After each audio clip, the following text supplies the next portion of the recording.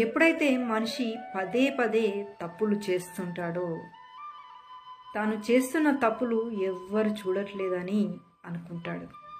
కానీ ఆ భగవంతుడి దృష్టి అందరి మీద ఉంటుంది. ఒక పిల్లి పాలు తాగుతూ నన్నెవ్వరు చూడట్లేదు అని అనుకుంటుంది. కానీ జనాలు దాన్ని భయపెట్టి వెళ్ళగొట్టే ప్రయత్నం చేస్తారు.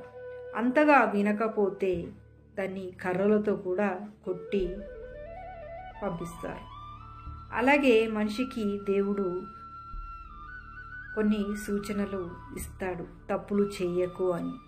ఆ సూచనను గ్రహించి తను బాగుపడితే పర్వాలేదు, కానీ బాగుపడకపోతే ఆ భగవంతుడి లాటి తప్పకుండా వారిపై పడుతుంది.